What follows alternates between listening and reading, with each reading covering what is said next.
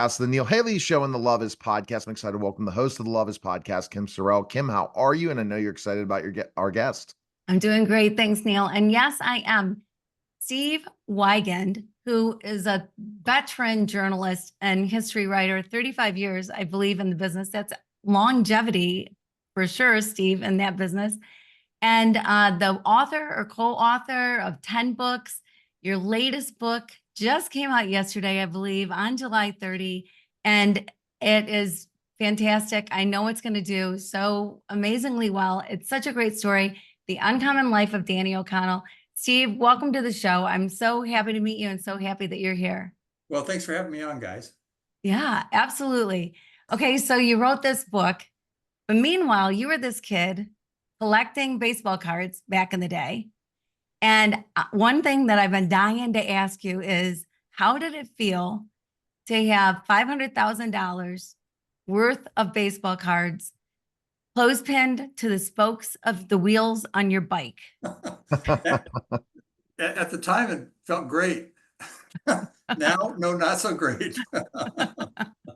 It's amazing. I saw the whole baseball card thing because I did collect baseball cards. And when in my teenage years, I was gambling a lot of them away. And I have no idea where any of the others ended up being, but I collected basketball, baseball. It was a really a fun thing, mint condition. I always wanted a Roberto Clemente card.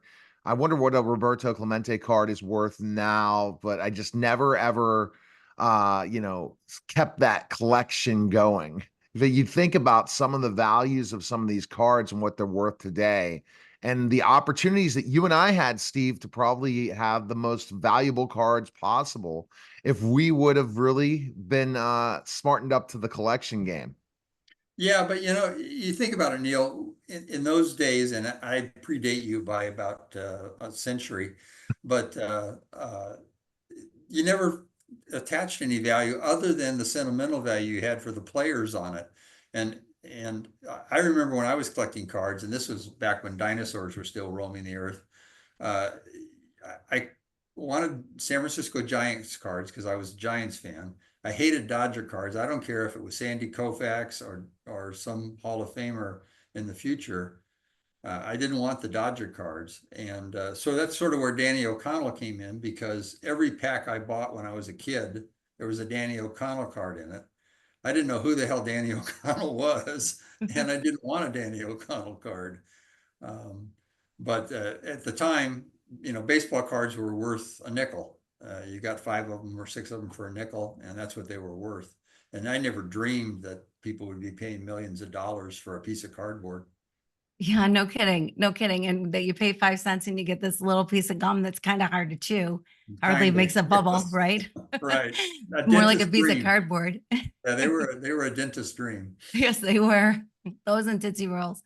So Danny O'Connell represents not just himself, but so many players, right? I mean, there's so many players. I always think about that with every sport, that you hear a few names. Like there's a few names everybody knows, even in Hollywood. I can name just so many actors, but yet there's so many. And in baseball, when you're on a team, you rely on every single person on the team. It's not just the star shortstop or the star pitcher, who maybe everybody knows those names, but it's everybody on the team. And Danny was kind of that guy, right? He was, yeah, that's exactly right. You think about baseball clubs, Major League Baseball clubs of 25, 26 players. One of them was Willie Mays. The rest of them are Danny O'Connell. And that's what intrigued me, because when I started looking into the guy's life, he's an average player. He's a common player. But if you look at numbers, there's no such thing as a common player in Major League Baseball. I'll give you a number real quick. Danny O'Connell was born in 1929. There were 1.1 million American males born in 1929. Of that 1.1 million, 93 made it to the major leagues. 27 played for more than 10 years, and Danny O'Connell was one of them. So it just shows, even just getting to have a Major League Baseball career, the odds are very long against you that you're going to make it. So to me, that's not average. That's above average. Oh, definitely. And it's just interesting to look at when you talk about this Danny O'Connell. I saw he played for the Pittsburgh Pirates. So when did he play for the Pirates? He played hit that the Pirates were his first major league team, and he started in 1950 with them. Was third in the Rookie of the Year voting. Had a great season, and promptly was drafted because the Korean War was going on, and he spent 2 full years in the Army. So he didn't get off to a real great start because he had a promising year, and then he was drafted, and then he came back to the Pirates in 1953. Right. And You we, know, yeah. it's just so interesting to me because he could have been a hometown hero, right? Right. But probably, unfortunately, long forgotten. If you're in a small town in Iowa, maybe there's a statue of you because you're the only guy ever from this town in Iowa that ever made it to a major league of anything. Right. But when you're from a bigger area, you're one of many guys, maybe several guys that are from that area. And I think that's so sad. And at the time too, the salaries were a little different than they are today. So these guys, I think, were probably working off a season. They had to have jobs and try to play baseball and be the best that they could be. I wonder what that was like. What did you find out about that? Well, that's an interesting point because the money was quite a bit different. Although he was playing in the 1950s primarily, he was making probably $14,000 a year average. That was 3 times what the average American family was making. So he was making pretty good money, but the average career was 5 years. So that meant by the time you were 32, you're looking for another job. He had to have other jobs in the off season. He was a postal delivery man. He worked for a beer company, and that meant he didn't stay in shape because he had to go to work every day. And so that's another difference between the way it is now and then. So it was much more for a guy like him.